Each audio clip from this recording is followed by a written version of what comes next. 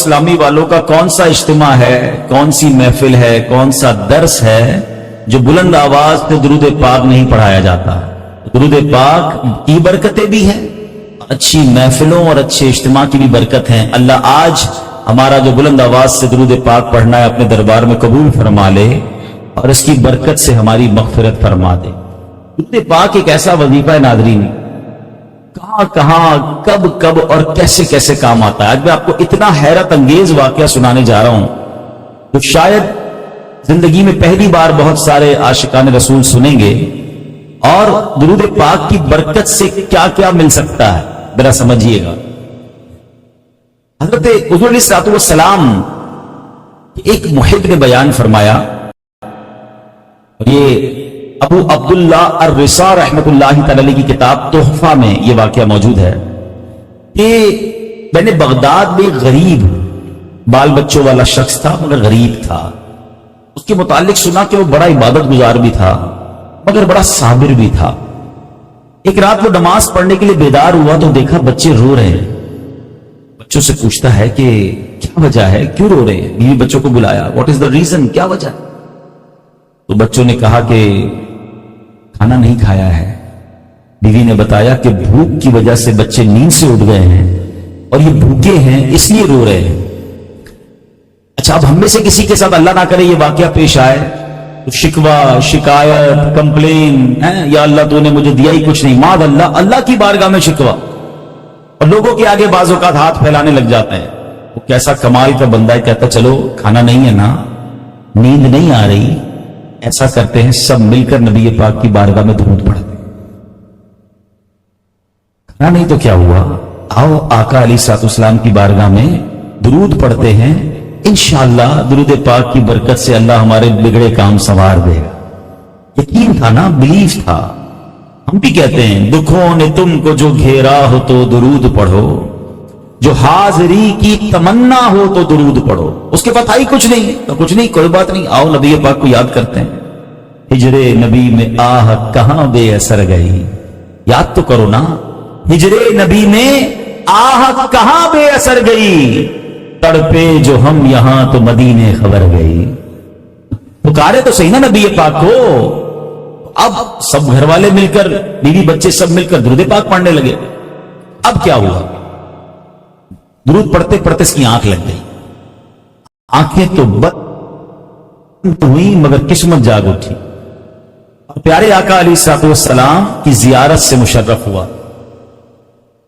آقا دیدار میں ایک خواب میں تشریف لائے اور فرماتے ہیں کل صبح سویرے مجوسی کہتے ہیں آگ کی پوجا کرنے والے، فلاں مجوسی کے گھر جانا، اس کو میرا سلام کہنا اور کہنا کہ تیری دعا قبول ہو گئی ہے، مانگی گئی وہ قبول ہو گئی ہے، اور اس سے کہنا کہ محمد صلی اللہ علیہ وسلم کا تیرے نام پر یہ فرمان ہے کہ تجھے اللہ نے دیا ہے نا، اس میں سے میری مدد کر۔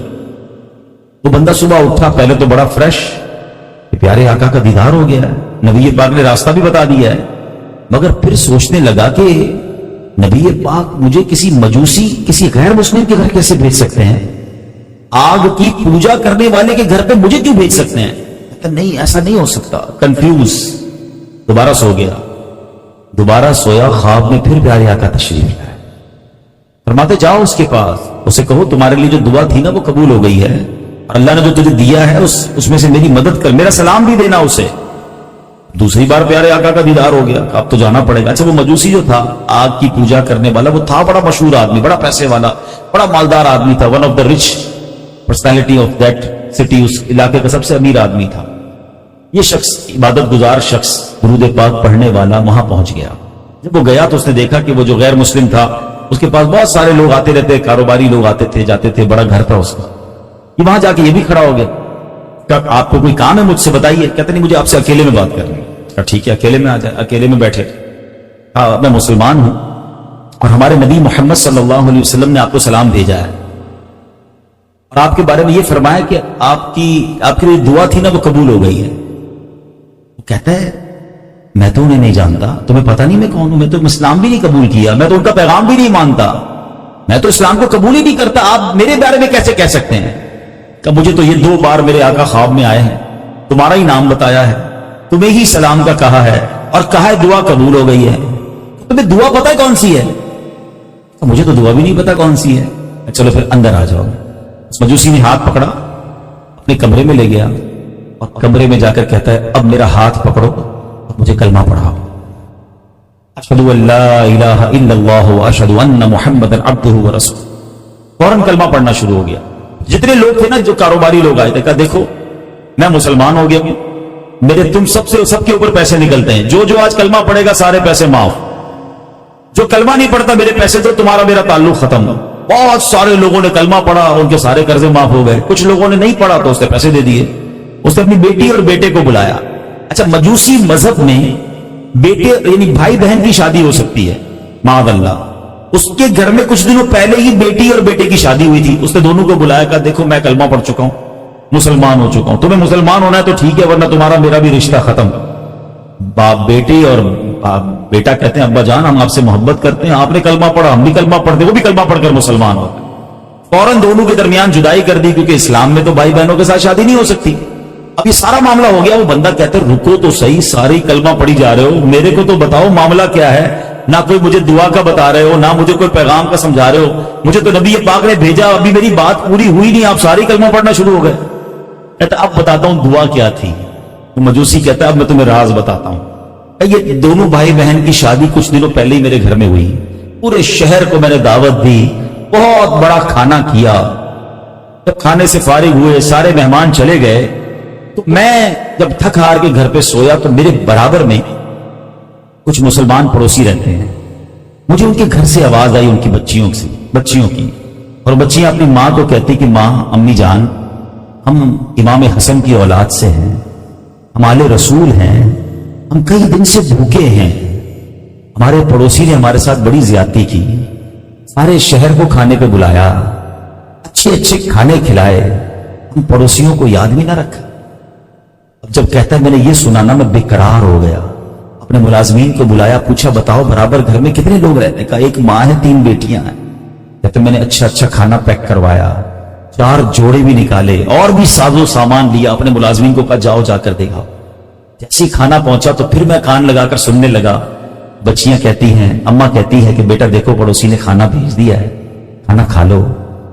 تو بچیاں کہتی ہیں ماں جی ہم کیسے کھا لیں، وہ تو مسلمان ہی نہیں ہے۔ کے ساتھ بھلا کیا ہے، اسے نبی پاک کی بروز قیامت شفاعت نصیب فرما۔ اے اللہ اس نے سرکار کی آل کے ساتھ بھلائی کی ہے بروز قیامت، یا رب العالمین اس کے ساتھ تو بھی بھلائی کا معاملہ فرما۔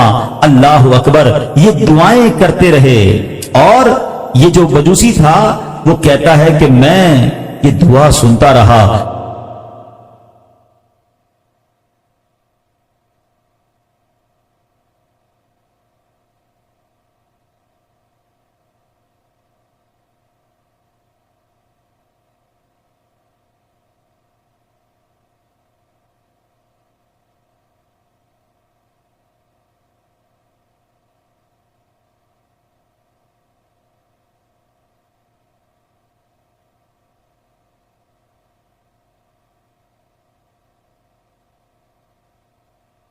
ماں دعا پر آمین کہتی رہی، بچیاں دعائیں کرتی رہی۔ میں سوچنے لگا کہ یہ دعا میرے حق میں کیسے قبول ہوگی۔ اللہ اکبر۔ آج تم اپنے نبی کا پیغام لے کر آئے، انہوں نے مجھے سلام بھیجا، میں نے ان کی آل کی خدمت کی، انہوں نے فرمایا دعا قبول ہو گئی۔ میں سمجھ گیا میرا وقت آ گیا ہے، اس لیے میں نے آج ایمان قبول کیا۔ میرے